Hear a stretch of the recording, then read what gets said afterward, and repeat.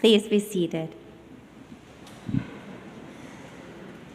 I had to ask. That seemed too commanding. I was a little unsure. So, okay. Our lectionary today is remarkable in many ways, not the least of which is that it's one of the few Bible stories I've studied in any kind of depth. It's actually a story I've grown to love. So when Kat asked me if I wanted to preach this Sunday, it seemed serendipitous, and I unexpectedly heard myself say, yes. The story of these two midwives who are told by the king of Egypt to kill all male Israelite babies at birth is a trickster tale of the best kind, wherein the underdog triumphs through crafty ways, and the guy who seems like he has the upper hand and holds all the cards, the king of Egypt in this case, is none the wiser to his having been duped. More importantly, it's also a story about deep listening, the best kind of listening to and following God, doing the good work we're all put here to do. One of the ways in which this scripture is notable is that these women, Shiphrah and Puah, these midwives, they are named. The names are not necessary to the story, but these women are significant players, and their work as midwives is important. Work that is so valued by ancient society that these two women, these midwives, these birthers of babies, have an audience with the king of Egypt. These women are named at a time when women mattered little. Therefore, their story is important. We should pay attention. I imagine, like much of women's work at the time, and particularly the work of these women, it is work that is unknown to men. It is mysterious work to the king, to his lackeys, to the men who are in charge. And Shiphrah and Puah, they know this, and they take full advantage of this lack of knowledge and of this cumulative, willful ignorance of birth and the birthing room and process. For when the king questions Shiphrah and Puah, when he says, hey, there are more baby Israelite boys than ever, what's going on here? You're disobeying me, not killing these babies. What gives here? These midwives answer in all honesty that the Hebrew women are strong, which is true. They are. The king, naive to the realities of child labor, probably embarrassed by his ignorance and put off by the visuals he's getting here, interprets this vigor as only an ability to birth babies rapidly, like rabbits, and does not pick up on the double meaning of the Hebrew women's ability to continue to foster families which flourish despite the years of slavery and mistreatment they have endured. And with that, the midwives have flummoxed the king, for in order to ask a follow-up question, the king must go where no man has gone before. In order to find out what's really going on in these birthing chambers, well, he'd have to visit one, or have one of his men visit one. In telling their tale, these midwives bet on the king's ignorance of what is regarded as women's work, bet on his unwillingness to admit it, bet that he will avoid going any closer to that most mysterious of worlds, the birthing chamber. And they bet correctly. And so he takes them at their word. And with that, the midwife's craftiness pays off. The babies live. The Israelites multiply against all odds and against the king's order. But the true meat of the story, of that payoff, is that in misleading the king and spinning their yarn about Amazonian Israelite women, Shiphrah and Puah have heard and followed God's voice by being true to their calling to assist women and babies through the sometimes perilous transition from womb to the world, from pregnancy to motherhood.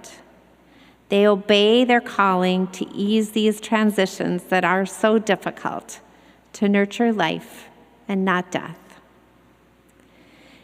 In the telling of the story, in the biblical way, this tremendous decision to disobey their king, and in so doing, encourage the Israelites to multiply, it looks really easy. The king asks, and our two midwives simply don't act on his orders. There is no demonstrable discussion in our scripture reading. However, in my deep dive into this scripture this winter, during a fellowship sponsored by Auburn Seminary, when we fellows were called upon to reenact this story in small group interpretations, much more nuance entered the conversation.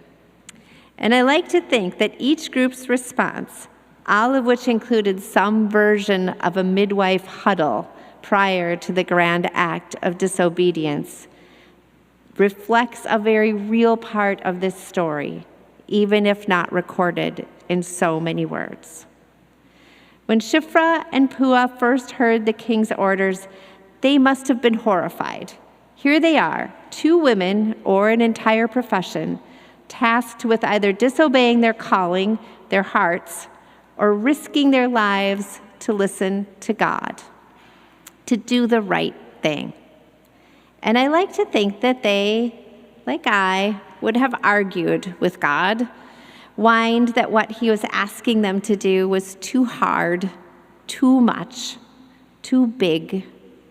But somewhere during this process of discernment, the midwives quieted their own voices, their own fears, enough to hear the voice of God and allow him to open a door for them, a door just wide enough for the midwives to slide a bit sneakily through, a door that allows them a way to save the moms, the babies, and even themselves. The other day, my Qigong instructor shared a poem at the beginning of class, The Beeps by Jane Gumpel. Gumpel believes in and describes a beeper that dwells inside each of us, that announces itself without apology. She goes on to list beeping noises that many of us know well: a diabetic monitor, a smoke alarm, a timer reminding us to take the medicine that keeps us alive. Then she brings up beeps that are inaudible or only a whisper. These quiet beeps are those that I think of as God's voice, the voice the midwives ultimately obeyed. This past year, beeps of all kinds have been going off for me, loudly, quietly, subtly, glaringly, and I seem to be much better at disregarding God than Shiphrah and Puah were. There were beeps that made me catch my breath, beeps that kept me up all night, finally beeps so loud I couldn't ignore them anymore, but oh boy did I try. In the end, with Kat and good counselors aplenty, I listened to the beeps, discerned against my will that this leg of my work at St. Luke's is complete, that I have done what I was called here to do, and that I am being called elsewhere. God seemed to know that the door I required him to open for me had to be really obvious. He knows I have trouble listening. So he sort of flung open a double door, put a big flashing neon arrow pointing at it, dangled insurance and pensions in the entry, and gave me a shove into a position as a children's librarian at a library with a staff I already know and love. A month or so ago, when I was complaining about this difficult decision I had to make, my therapist looked at me and said, "Reenie, we can all do hard things." Her words were gentle but firm. Shiphrah and Puah did hard things. Leaving St. Luke's Children's Ministry is a hard thing for me. It has been the joy of my midlife to accompany St. Luke's families through these 4 years and many seasons, to hang felt angels upside down on Christmas Eve, and to make a wooden cross bloom on Easter. But the tough stuff and the joyful stuff, that's what church is here for. That's what God is here for. We sit relatively quietly in the pews and listen to each other, to our own good hearts. We listen for God in the rhythm and the beeps of the music, the text, the reflections. He will tell us what to do, how to get through the hard times, how to celebrate, how to take care of ourselves and of others, how to make good decisions for those we love. God knows each of us truly can do hard things.